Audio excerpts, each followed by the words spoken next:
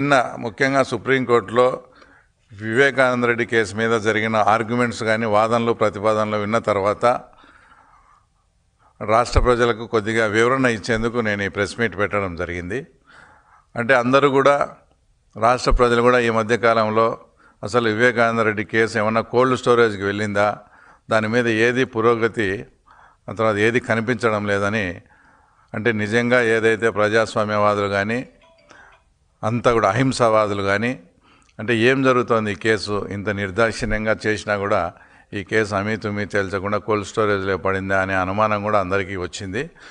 దానికి తోడు సునీత గారు ఏదైతే ఫైట్ చేస్తున్నారో, అంటే అక్కడ ఉండే ముద్దాయిలు ఎవరైతే ఉన్నారో ఆ ముద్దాయిలంతా బయట ఉండి స్వేచ్ఛగా తిరుగుతూ సాక్షులను ప్రభావితం చేస్తూ సాక్షులను ఆ తర్వాత బెదిరిస్తూ ఉన్నారు. కాబట్టి నేను ఏదైతే న్యాయ పోరాటం చేస్తానో తర్వాత దానికి చాలా అడ్డంకిగా మారుతోందని ఆమె సుప్రీంకోర్టుకు, అంటే పలానా వల్ల బెయిల్ రద్దు చేయాలని కూడా ఆమె సుప్రీంకోర్టుకు వెళ్ళడంతో నిన్న వచ్చేసి ఆర్గ్యుమెంట్స్ స్టార్ట్ అయినాయి.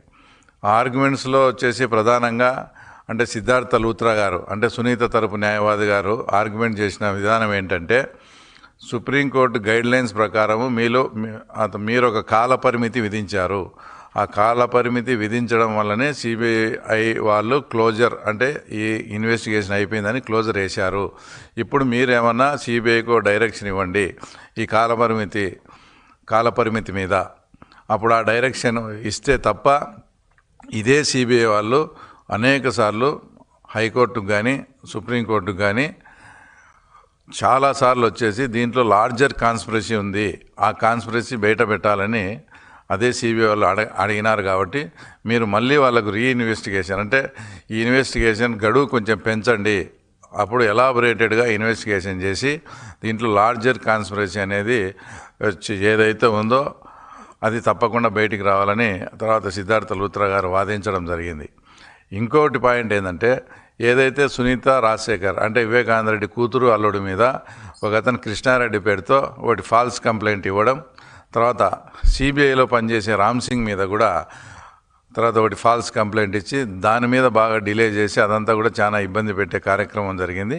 అవి కూడా అత్యున్నత న్యాయస్థానం సుప్రీంకోర్టు దృష్టికి తీసుకురావడంతో ఆ రెండు కేసులు కూడా ఫాల్స్ కేసెస్, వీటిని క్వాష్ చేస్తున్నామని కూడా చెప్పడం, అలాగే దాంట్లో రిటర్న్గా రాయడంలో కూడా ఇవి కేవలం చాలా దురుద్దేశపూర్వకంగా ఈ కేసులు వీళ్ళపై పెట్టడం జరిగింది అని కూడా అత్యున్నత న్యాయస్థానం కామెంట్ చేసింది. అంటే దీన్ని బట్టి వాళ్ళ అధికారాన్ని, ఆ రోజుల్లో స్టేట్ గవర్నమెంట్ అధికారాన్ని ఏ విధంగా ఉపయోగించుకున్నారో కూడా దేశ అత్యున్నత న్యాయస్థానం దాంట్లో క్లియర్గా అంతా కూడా వివరించడం జరిగింది.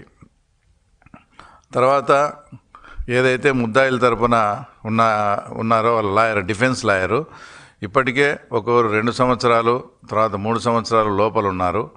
ఇంకా వాళ్ళ బెయిల్ రద్దయి ఇంకా లోపలికి చేస్తే మాకు ఇబ్బంది అవుతుందని ఆయన వాదించడంతో అప్పుడు వచ్చేసి సిబిఐ లాయర్ గారు కూడా, అంటే రాజు అని సిబిఐ లాయర్ గారు కూడా ఆయన ఆర్గ్యుమెంట్ చేస్తూ, అసలు ఈ కేసు అనేది 2 సంవత్సరాలు ముద్దాయిలు 5 సంవత్సరాల కేసు కాదు. ఈ కేసును అప్పట్లో సాక్ష్యాలు నీట్గా తురిపేయడం కానీ, ఆ తర్వాత మొదటిగా దాని ఆత్మహత్యగా చిత్రీకరించడం కానీ, తర్వాత సాక్ష్యాలను చెరిపేయడం, తర్వాత కుట్లు వేయడం, ఇవన్నీ చూస్తే అసలు వీళ్ళకు 2 ఏళ్ళు 5 ఏళ్ళు కాదు, ఇది మరణశిక్ష వరకు పోయే కేసు ఇది. ఆయన చెప్పిన వర్డింగ్ అంటే మరణశిక్షకు కూడా ఈ ముద్దాయిలు అర్హులు అనేటువంటి ఒక ఘాటైన వ్యాఖ్యలు కూడా చేస్తూ, వీళ్ళు 2 సంవత్సరాలు కాదు, ఆ తర్వాత ఇది 5 సంవత్సరాలు కాదు, అంటే వీళ్ళు మరణశిక్షకు కూడా అర్హులు అన్నట్టు ఆయన ఆర్గ్యుమెంట్ చేయడం. ఇదంతా విన్న తర్వాత సుప్రీంకోర్టు ధర్మాసనం వచ్చేసి, అంటే ఇంతకు మీరు ఏం అడుగుతున్నారు, ఇప్పుడు మీరు ఏమైనా కస్టోడియల్ ఇన్వెస్టిగేషన్ అడుగుతున్నారా, అంటే ముద్దాయిలను లోపలే పెట్టి ఈ కేసు విచారణ జరపమంటారా తర్వాత అని ఫస్ట్ క్వశ్చన్ అడగడం. రెండోది, అలా ఒకవేళ ముద్దాయిలను లోపల పెట్టాల్సి వస్తే ఆ ముద్దాయిల పేర్లు ఇమ్మని కూడా అత్యున్నత న్యాయస్థానం అడగడం. అప్పుడు సుప్రీంకోర్టు ఆ తర్వాత అప్పుడు సిబిఐ లాయర్ వచ్చేసి మాకు 9వ తేదీకి గడువు లోపల మీరు రిటర్న్గా క్లియర్గా అఫిడవిట్ ఇవ్వండి, ఏ ముద్దాయిలను లోపల పెట్టి కేసు విచారణ చేయాలి, కస్టోడియల్ విచారణకు మీరు అడిగినప్పుడు ఏ ముద్దాయిల్లో ఆ ముద్దాయిల పేర్లు కూడా ఇవ్వండి అని ఆయన క్లియర్గా ఒక డైరెక్షన్ కూడా ఇచ్చారు. అంటే ఇవన్నీ కూడా సునీత గారు ఏదైతే ఒక పోరాటం చేస్తున్నారో ఆ పోరాటానికి ఒక ముందు స్టెప్, అంటే ఒక స్టెప్ ముందుకు పోయినట్లు వచ్చేసి క్లియర్గా కూడా ఇదంతా కనిపిస్తుంది. దాంట్లో కూడా ఎవరైతే ఈ ముద్దాయిలుగా ఉన్నారో దేవిరెడ్డి శంకర్ రెడ్డి కానీ వాళ్ళ అబ్బాయి వచ్చేసి అక్కడ కడప జైల్లో దస్తగిరి ఉన్నప్పుడు అక్కడ పోయి ఆయన ప్రలోభ పెట్టడం, ప్రలోభానికి లొంగకపోతే భయపెట్టడం. ఆ ఇన్సిడెంట్ జరిగినప్పుడు నేను కూడా సహముద్దాయిగా అదే జైల్లో ఉండి తర్వాత నాతో కూడా స్టేట్మెంట్ తీసుకున్నారు.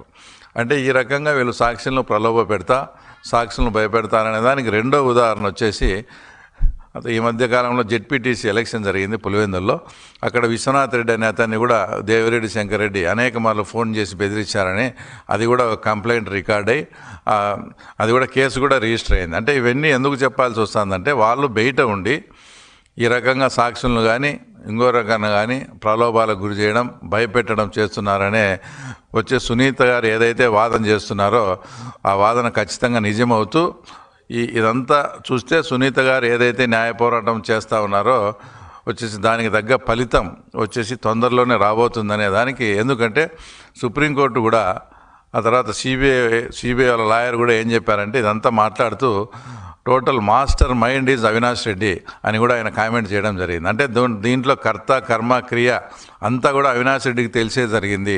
Total master mind is Avinash Reddy అని. కాబట్టి సునీత గారు ఏదైతే వీళ్ళు బయట ఉంటే ఈ కేసు సజావుగా జరగదని అనుకుంటున్నారో ఆమె ప్రార్థన మేరకు సుప్రీంకోర్టు కూడా నిన్న జరిగిన దాన్ని బట్టి చూస్తే తప్పకుండా ఈ కేసులో చాలా ముందుకు పోయి సునీత గారు ఏదైతే అడుగుతారో ఆమె పోరాటానికి న్యాయం జరుగుతుందని కూడా వచ్చి ఖచ్చితంగా ఆశిస్తూ, రెండోది ఈ మధ్యనే జరిగిన బై ఎలక్షన్ మాట్లాడితే 2024లో 11 సీట్లు వచ్చే దానికి కారణం ఈవీఎం అంటాడు.